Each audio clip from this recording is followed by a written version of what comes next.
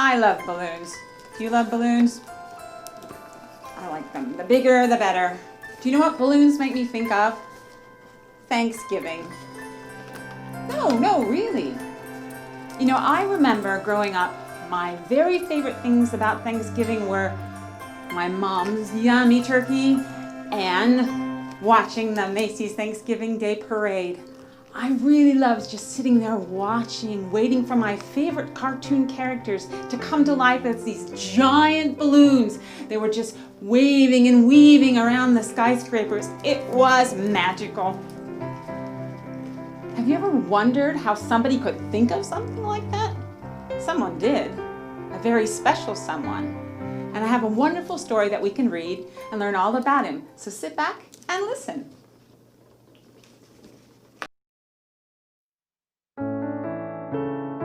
Balloons Over Broadway. The true story of the puppeteer of Macy's Parade. Written and illustrated by Melissa Sweet. And here's a picture of our hero, Anthony Tony Frederick Sarg. Sarg rhymes with arg. Every little movement has meaning of its own. Tony Sarg. From the time he was a little boy, Tony Sarg loved to figure out how to make things move. He once said he became a marionette man when he was only 6 years old. His father had asked him to feed their chickens at 6:30 in the morning every day. Tony had an idea. What if he could feed the chickens without leaving his bed? He rigged up some pulleys and ran rope from the chicken coop door to his bedroom window. That night, he spread chicken feed outside the chicken coop door. The next morning, Tony pulled on the rope and the door to the chicken coop opened. The chickens ate their breakfast. Tony stayed snug in his bed. And his dad was so impressed, he never made Tony do another chore. When Tony grew up, he moved to London, where he discovered that no one was making marionettes for kids anymore. So, out of wood, cloth, and string, Tony began to make puppets. He figured out ways to make his marionettes' movements so lifelike that they performed as if they were real actors. Word soon spread about Tony's amazing marionettes. When Tony moved to New York City, the Tony Sarg marionettes began performing on Broadway.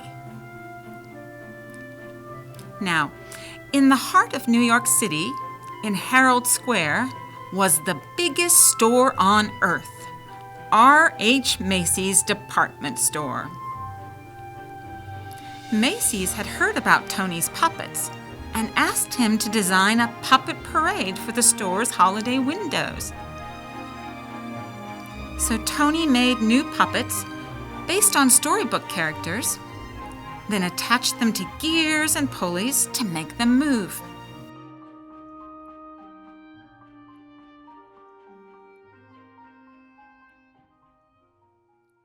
In Macy's Wonder Town windows, Tony's mechanical marionettes danced across the stage as if by magic. All day long they performed to shoppers jostling for a better look. But Macy's had an even bigger job in store for Tony. Many of the people working at Macy's were immigrants, and as the holidays approached, they missed their own holiday traditions of music and dancing in the streets. Macy's agreed to put on a parade for the employees, and they hired Tony to help. Tony, too, was an immigrant, so he loved the idea of creating a parade based on street carnivals from all over the world. He made costumes and built horse-drawn floats. And Macy's even arranged to bring the bears, elephants, and camels from the Central Park Zoo. The animals joined hundreds of Macy's employees on Thanksgiving Day in 1924, winding their way from Harlem to Herald Square. It was a dazzling parade. In fact, Macy's first parade was such a success that they decided to have one every year on Thanksgiving to celebrate America's own holiday. Each year, the parade grew. But when Macy's brought in some lions and tigers, in addition to the bears and elephants and camels, the animals roared and growled and frightened the children. Macy's asked Tony to replace the animals. "Tony, can you think of something spectacular?" "Okay." Tony hoped to replace the animals with some kind of puppets, but his marionettes were less than 3 feet tall. He would have to make them much larger puppets in order for them to be seen in the parade. And how would he make them strong enough to hold up to bad weather, yet light enough to move up and down the streets? Tony knew of a company in Ohio that made blimps out of rubber, the perfect material for weather. When he called the company and showed them his sketches, they agreed to make what Tony wanted. Still, how would Tony make his big puppets move? Then Tony had an idea from an Indonesian rod puppet in his toy collection. On Thanksgiving Day, Tony's creatures, some as high as 16 feet, spilled onto the streets, and the crowds cheered wildly. Part puppet, part balloon, the air-filled rubber bags wobbled down the streets, propped up by wooden sticks. But now that the sidewalks were so packed with people that only those in the first few rows could really see the parade, Tony realized his puppets would have to be even bigger and higher off the ground. Although the sticks helped steer the puppets, they were stiff and heavy. Tony wanted his balloons to articulate, to move and gesture, more like puppets. But how? With a marionette, the controls are above and the puppet hangs down. But what if the controls were below and the puppet could rise up? During the next year, Tony set his new idea into motion. This time, he asked the company in Ohio to make balloons out of rubberized silk, as strong as rubber, but lighter than rubber alone. Most important, Tony ordered the balloons to be filled not just with air, but with helium too. Since helium is lighter than air, it would make the balloons rise. Once the puppets were completed, they were deflated and shipped back to Tony in New York. Tony didn't know if everything would go as planned. He worried. What if the balloons are filled with too much helium? What if one hits a sharp object? Will it fit under the L? That's the elevated train track. It was still dark on Thanksgiving morning when Tony filled the balloons with helium, tethering them down with sandbags. By 1 p.m., the sidewalks were packed with people ready for the parade.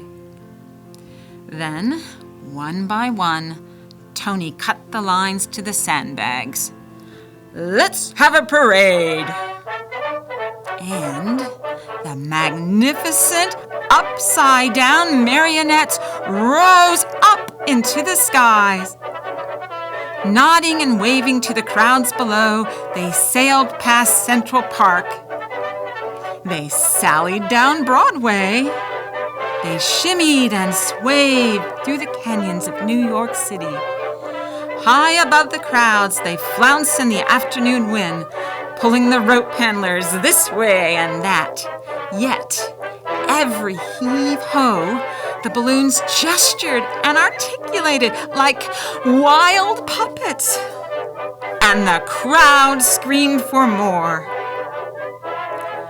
After the balloons were eased under the L, they ended up in front of Macy's at Tony's Wondertown windows.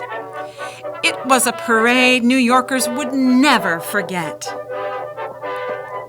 From that day on, every Thanksgiving morning, crowds have lined the sidewalks of New York City to see what new balloons would rise from the skies for Macy's famous parade.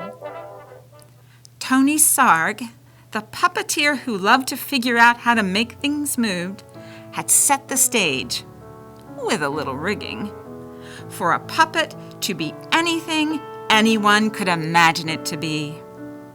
The end.